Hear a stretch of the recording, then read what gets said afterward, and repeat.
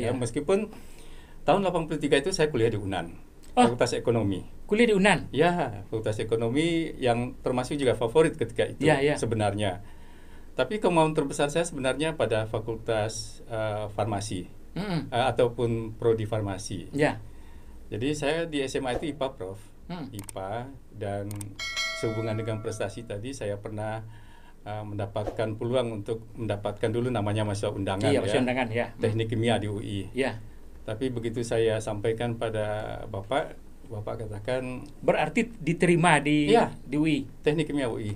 Oh. Tapi Bapak katakan tidak mungkin untuk bisa menyokong keberhasilan saya di sana. Jakarta ya. Ya, saya punya kerabat di Jakarta, tapi Ah. bapak saya katakan tidak mau keberhasilan saya nanti diklaim karena belas kasihan dari Iya. kerabat dan segala Iya, macam. iya. Pada akhirnya saya sempat menangis ketika itu, sempat menangis karena itu, dan ya sudah, gimana lagi gitu kan? Ya, akhirnya lanjut ke UNAN. Ya, saya maunya farmasi ketika itu. Ah. Karena waktu tahun 80-an itu berita tentang pengangguran begitu sering sekali muncul ke media, pengangguran intelektual istilahnya. Ya. Lalu saya berpikir farmasi dengan profesi apoteker Ya. masih sedikit jumlahnya. Ya, ya. Masih sedikit jumlahnya, jadi saya berpikir paling tidak saya dapatkan kesempatan nanti bekerja pada sebuah apotek. Ya, ya. Gitu ya. Ya. Nah, berpikirnya begitu aja. Tapi tidak berhasil, justru saya dapatnya justru di ekonomi UNAN. Ibu Rini Saryanti adalah teman saya sekelas. Ya. Bapak Prof. Heri itu juga teman saya waktu SMP dan di ekonomi sendiri. Yang ketua L2 Dikti sekarang, ya, Prof. Heri. Pada tahun 84 saya masih penasaran. Masih penasaran, saya coba kembali mengambil farmasi. Tapi IPS-nya justru saya ambil IKIP Padang. Oh gitu, pilihan kedua. Ya, tahu saya. Sebenarnya saya memang dari sisi informasi akademik karena memang punya keterbatasan pengetahuan, di samping juga lingkungan keluarga tidak berpendidikan tinggi, gitu ya. Saya tidak punya informasi yang jelas tentang akademik. Sehingga waktu itu saya pun hanya memilih D3. D3 PPKN karena di buku panduan itu susunannya PMP dan KN. Ya. Kemudian D1, 2, dan 3, saya pikir inilah yang tertinggi jenjang programnya gitu ya. Masuklah gitu kan. Berarti waktu itu memang di D3 awalnya? Iya, di D3. Jadi pilihan kedua saya IPS waktu itu justru Fakultas Hukum. Tapi memang Allah takdirkan saya lulus di IPS juga. Jadi selama di ekonomi batin saya sangat bergejolak untuk tidak bisa menerima realitas. Saya dulu di SMA-nya IPA, lalu menekuni ilmu sosial. Di samping juga guru-guru saya kalau saya pulang ke Payakumbuh sana selalu katakan anak IPA kuliah di IPS gitu ya. Oke, berikutnya berarti tadi kuliah di ekonomi UNAN. Ya, di ekonomi UNAN tahun 83. Ya. Jadi 84 setelah saya lulus di FPIPS IKIP Padang kita. D3 ya? D3. Saya berpikir sudah Allah gariskan saya menekuni ilmu sosial. Dan ekonomi tadi ditinggalkan? Ya, semula saya berpikir mungkin saya bisa jalani keduanya. Tapi enggak tahu, batin saya jauh lebih nyaman di IKIP Padang. Ya, batin saya jauh lebih nyaman di IKIP Padang, akhirnya tinggalkan begitu saja. Tinggalkan ekonomi. Tidak ada mengurus yang namanya surat istirahat dan segala macam gitu ya. Nah, walaupun teman-teman saya yang namanya remaja lah ketika itu kan katakan bodoh saya dan segala macam gitu ya. Tapi inilah yang namanya rahasia hidup menurut saya. Iya, itulah. Saya pulangkan begitu, Prof, karena di samping juga background hidup yang sudah saya katakan tadi gitu ya, saya yakini pasti ini ada hikmahnya. Ya, jadi ketika saya sudah mengerti yang namanya jenjang pendidikan, lalu saya pikir, wah kalau saya tidak sarjana buat apa gitu ya. Lalu saya cari-cari informasi bagaimana supaya bisa langsung ambil strata 1. Oh begitu, langsung? Ya, jadi waktu itu kan ada namanya istilahnya mahasiswa transfer. Iya. Jadi untuk mahasiswa transfer itu saya tanya, gimana caranya Pak? Anda harus lulus sebagai yang terbaik. Oh gitu. Ya, jadi saya berupayalah untuk bisa mewujudkan keinginan saya menjadi seorang sarjana. Karena D3 itu kan diploma. Diploma. Nah, jadi saya upayakan. Pada akhirnya terwujud, alhamdulillah, langsung transfer dengan penyesuaian kurikulum, karena waktu itu kurikulum memang berganti tahun 87. Ya, ya. Kurikulum berganti dan saya harus beradaptasi dengan kurikulum baru. Ya. Beberapa diantaranya memang diakui dan beberapa diantaranya teranulir. Ya, itu ya. Ya, jadi itulah Prof. Jadi waktu itu saya termasuk yang aktif meskipun saya tidak menjadi ketua daripada yang namanya senat fakultas gitu ya, karena memang saya berpikir saya harus senantiasa punya ruang untuk bisa bekerja. Ya, jadi sembari kuliah kalau ada order spanduk gitu ya, tapi itu masih di Payakumbuh ya. Yang cerita di Padang ini tidak diperlanjut saya kerjanya Prof, karena setelah diterima saya bekerja di situ karena memang pengusaha katakan saya mau menerima kerja anak bapak, karena memang pada hakikatnya saya terampil ini karena terinspirasi oleh bapak gitu ya. Bapak kan memang saya lihat punya keterampilan itu dan saya belajar justru dari bapak katanya secara tidak langsung gitu ya. Dia kata si namanya Kosiu Ernest Donghani. Jadi saya sudah diberikan kesempatan kerja. Di dalam perjalanan kuliah di ekonomi, waktu itu ekonomi UNAN masih berkolaborasi dengan ekonomi UI. Jadi ada yang namanya dosen terbang. Jadi penjadwalan kuliah ini boleh dikatakan tidak tidak bisa dipastikan. Pada akhirnya ada perubahan-perubahan jadwal dan beberapa kali saya tidak bisa masuk kerja. Saya jadi malu sendiri. Ya, akhirnya saya jadi malu sendiri karena saya sudah diberikan kesempatan kerja tapi tidak disiplin gitu ya. Pada akhirnya juga tidak bisa berlangsung. Saya malu sendiri gitu ya. Ya, pada akhirnya saya mengundurkan diri dan berterima kasih saya sudah diberikan kesempatan kerja gitu ya. Pada akhirnya saya ya itu tadi sepenuhnya menerima dropping finansial dari orang tua. Nah, di sini beban psikis yang luar biasa ya. Jadi saya sempat ragu-ragu apakah perjuangan orang tua saya ini akan membuahkan hasil atau tidak, hasil yang baik ya dari aktivitas perkuliahan yang saya jalani. Sangat khawatir sekali.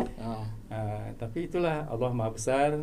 Di penghujung S1 saya itu juga tidak sengaja saya ke kampus gitu ya. Jadi waktu itu saya diamanahi sebagai wakil mahasiswa ikut lomba pedoman penghayatan pengamalan Pancasila yang namanya P4 sedang jaya-jayanya. Pada akhirnya tim saya itu keluar sebagai pemenang Provinsi Sumatera Barat.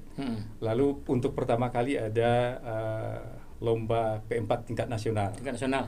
Waktu itu dikategorikan usia 15 tahun ke bawah dan usia 15 tahun ke atas. Jadi saya terakomodir dalam posisi tim 15 tahun ke atas. Pembinaannya waktu itu dosen kita juga dari FIP, Pak Akhir Asibuan. Beliau pembinaannya. Itulah untuk pertama kali yang mengantarkan saya naik pesawat dan ke Jakarta. Ke Jakarta ya.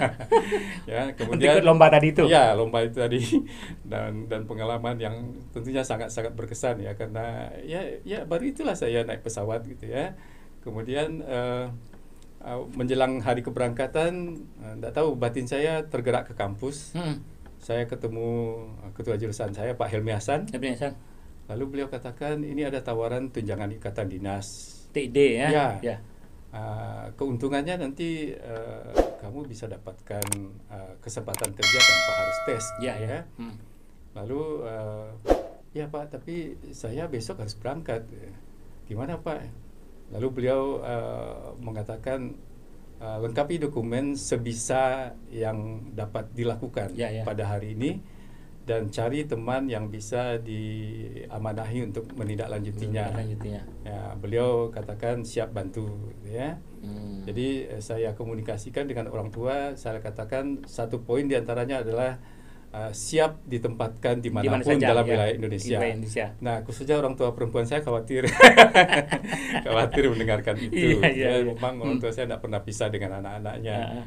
Nah, tapi saya yakinkan bahwa ya insya Allah lah kita lalui aja lah. Pokoknya ini kesempatan baik yang tidak mungkin kita sia-siakan gitu ya. Ya pada akhirnya saya dapatkan TID itu, tunjangan ikatan dinas, dan di akhir pendidikan saya sarjana, saya ini mohon maaf aja Prof, saya tidak bisa meminta-minta lah peluang gitu ya. Lalu senior saya mendiang Pak Zulmaini Yunus suatu ketika mengatakan pada saya, Nev, beliau selalu panggil saya Nev, bukan Yon. Iya, Pak Yonnya. Ya, Nev, kamu mau nggak kalau saya bawa ke Bung Hatta sebagai dosen, gitu kan? Karena saya memang berpikir jangan sampai menganggur, gitu ya. Saya katakan siapa? Oke, kalau gitu kamu siapkan persyaratan. Ya, diantaranya berkenaan dengan legalisir ijazah. Oh iya, ya. Ya, legalisir ijazah. Lalu saya temui ketika itu Pak Dekan kita FPPS itu mendiang Pak Muslim Ilyas. Ya, Pak Muslim.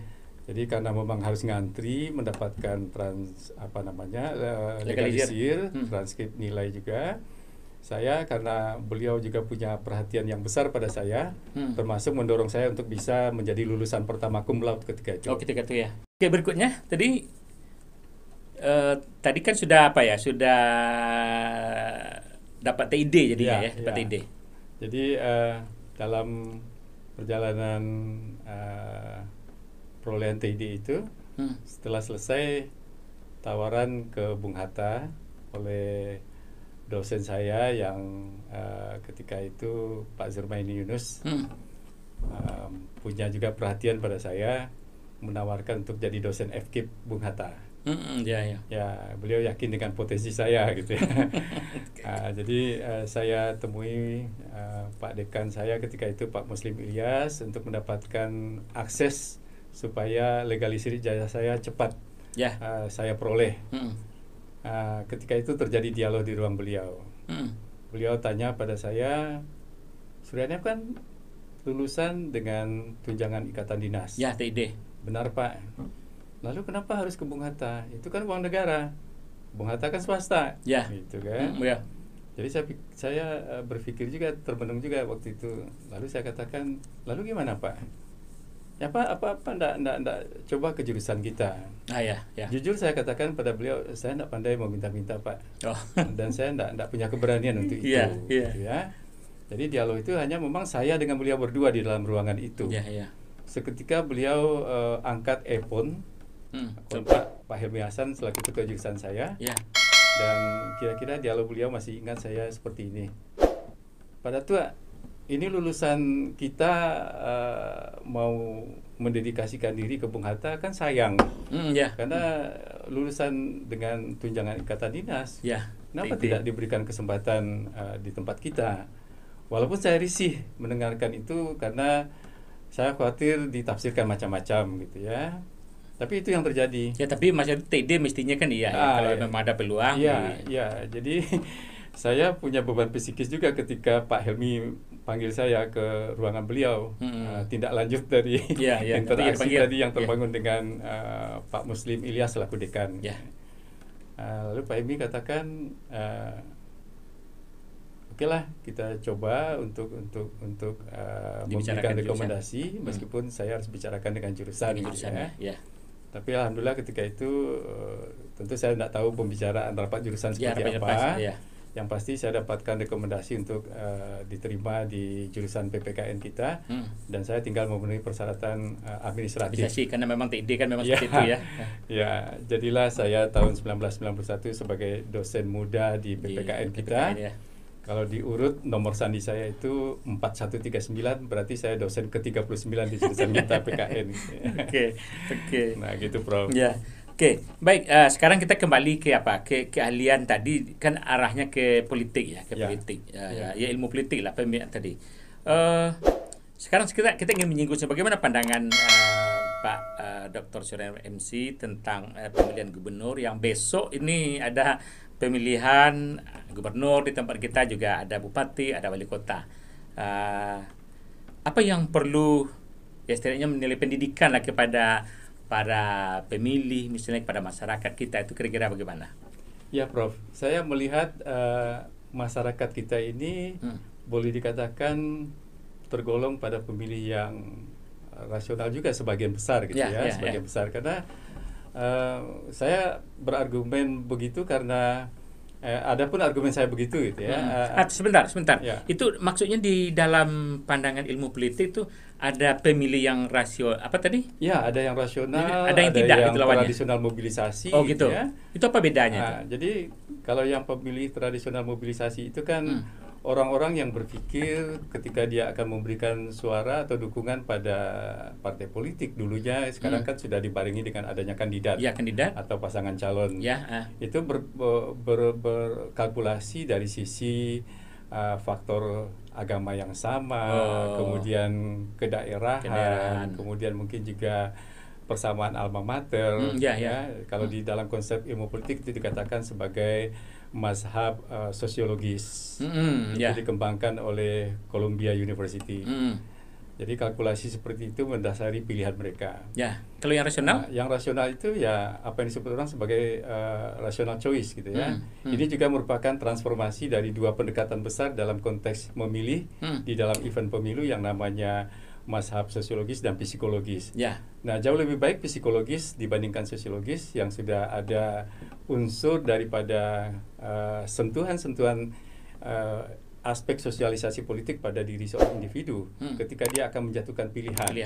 Jadi ada kalkulasi politik yang dilakukannya secara internal pribadinya untuk melihat sejauh mana suatu partai politik atau kandidat itu bisa merepresentasikan visi misi politik yang dimilikinya ataupun ideologi yang diyakininya. Tetapi seiring perjalanan daripada perkembangan ilmu pengetahuan, ada lagi satu pendekatan yang sangat-sangat diharapkan orang mewarnai semua pemilih dalam konteks pemilu, itu adalah rational choice. Jadi di situ dia harus berkalkulasi cost and benefit dari sikap politik yang diberikannya dalam bentuk dukungan yang namanya pemberian suara kepada partai politik ataupun kandidat. Kalau kita lihat karakteristik pemilih di Sumatera Barat seperti apa? Ya, kita memang bicara soal itu sebenarnya tidak terlepas dari apa yang disebut Almond sebagai political culture, budaya politik. Budaya politik itu kan memang secara garis besarnya ada 3. Ada yang namanya budaya politik parokial, di mana ini sering terjadi dalam sistem politik yang sangat sederhana dan masih tradisional. Itu orang boleh dikatakan tidak pernah ambil pusing dengan event ataupun proses dan dinamika politik yang terjadi. Jadi diserahkan sajalah pada elitnya gitu. Kira-kira seperti itu. Lalu ada budaya politik subjek. Jadi subjek ini individu ataupun masyarakat secara keseluruhan sudah bisa berkalkulasi untung rugi dari sebuah sikap politik ataupun juga dukungan yang diberikan ataupun mungkin juga event-event politik yang berimplikasi pada kebijakan, meskipun mereka hanya berpikir untuk kepentingan dirinya di dalam artian ya kalau kondisinya begini saya sudah ambil putusan seperti ini gitu ya. Jadi berbeda dengan budaya politik partisipan di mana memang individu yang namanya warga negara itu mencoba mengambil posisi sebagai orang yang aktif dan berusaha mempengaruhi kebijakan secara langsung ataupun tidak. Jadi dalam konteks budaya politik negara demokratis kita berharap yang partisipan sebenarnya. Jadi di dalam pemilu itu kan partisipasi politik itu ada yang sifatnya disebut sebagai mobilisasi dan otonom. Mobilisasi itu memang karena didorong oleh yang namanya apakah serangan fajar, bantuan sembako gitu ya, ataupun juga mungkin dorongan-dorongan dari luar diri pemilih itu sendiri. Kalau yang otonom itu memang dia sudah punya keyakinan terhadap partai politik tertentu ataupun kandidat tertentu bahwa track recordnya dan lain-lainnya mendorong dia untuk menjatuhkan pilihan pada partai yang dipilih ataupun calon yang diyakininya. Jadi kalau kita lihat Sumatera Barat sebenarnya kombinasi kedua ini ada. Walaupun kita sangat berbahagia menurut saya karena dalam realitas pasca reformasi pemilu yang diselenggarakan, pemenang pemilu di Sumatera Barat ini kan memang berganti-ganti ya. PAN, kemudian Golkar, kemudian Demokrat, kemudian PKS, kemudian Gerindra ya.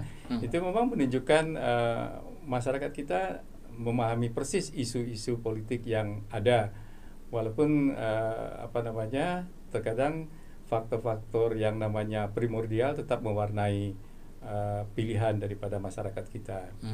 Jadi saya memang secara pribadi sangat berharap pemilih kita rasional, Prof. Berpikir track record dari masing-masing calon, visi dan misi serta program yang ditawarkan gitu ya, karena memang yang namanya berkontestasi orang selalu mengatakan dirinya hebat dan akan menjadikan segala sesuatu sepertinya gampang, seperti membalikan telapak tangan gitu ya, walaupun semua pasti ada proses dari apa yang namanya pembangunan, peningkatan kesejahteraan masyarakat dan seterusnya.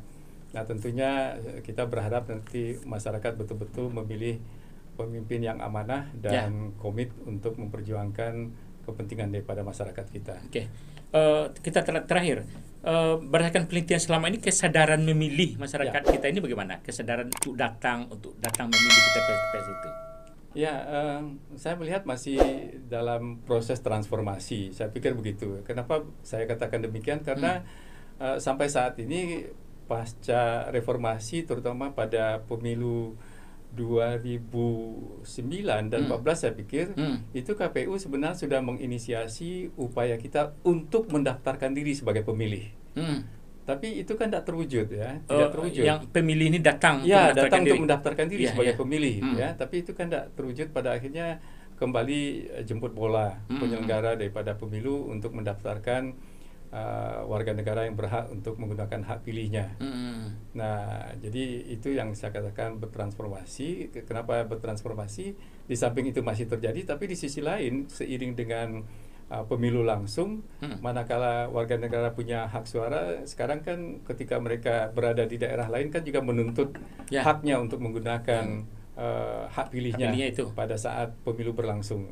Nah, ini kan juga menunjukkan adanya kesadaran untuk menggunakan hak politiknya sebagai warga negara. Ketika akan milih dia ingin, tapi waktu mendaftar tadi memang kurang apa ya? Iya, jadi itu kondisi yang kita lihat secara keseluruhan, Prof. Itu kemudian kaitannya itu apakah berarti kan kesadaran tadi itu untuk mendaftar sendiri tadi kan gagal itu. Itu kan berkaitan juga dengan pendidikan politik. Ya, pendidikan politik kepada masyarakat kita. Harus. Jadi pendidikan politik ini memang sebuah hal yang harus menjadi perhatian bersama dari pemerintah, meskipun pemerintah bukan satu-satunya pihak yang harus bertanggung jawab. Jauh lebih penting daripada itu adalah partai politik. Karena memang salah satu fungsi partai politik adalah pelaksanaan pendidikan politik. Bahkan juga partai politik dialokasikan anggaran khusus untuk penyelenggaraan pendidikan politik. Baik dalam APBN maupun APBD. Jadi di dalam ketentuan sekarang itu, setiap partai politik berdasarkan perolehan suara secara nasional, suara sah secara nasional itu akan mendapatkan alokasi pendidikan politik per suara itu sekarang ini sekitar Rp1.000-an. Jadi kalau perolehan suaranya sekian puluh juta kali 1.000 itu adalah alokasi untuk penyelenggaraan pendidikan politik. Nah, sayangnya kita melihat penyelenggaraan pendidikan politik ini boleh dikatakan insidentil ya, karena kenapa saya katakan insidentil? Karena terjadi hanya pada event pemilu legislatif, pilpres, ataupun pemilihan kepala daerah. Jadi continuity, keberlanjutannya, kemudian juga desain kurikulumnya boleh dikatakan belum terukur menurut hemat saya. Jadi ini juga sebuah tantangan dalam kehidupan politik kita.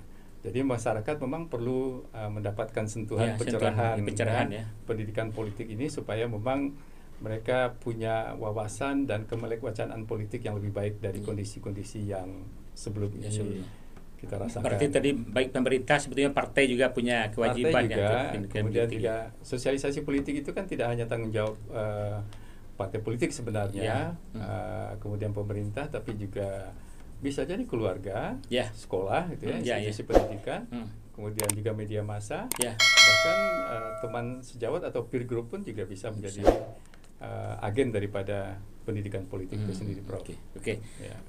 Baik, mudah-mudahan kesadaran untuk memilih besok itu mungkin dari masyarakat kita tentu diharapkan sebetulnya ya.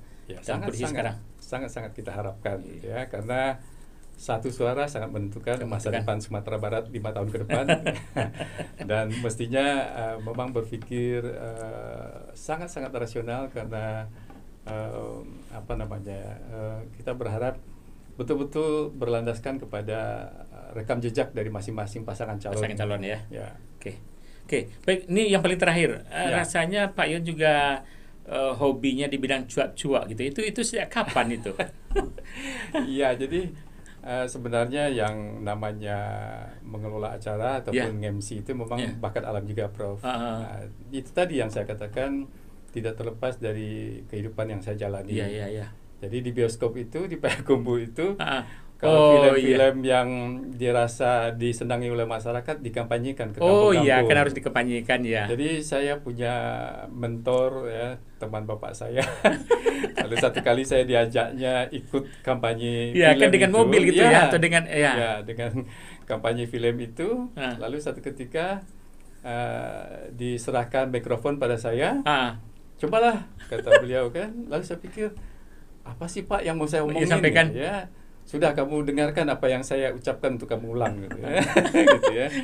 Nah, walaupun di sekolah saya sebenarnya seringkali juga diminta untuk bawa acara sejak SD memang. Sejak SD.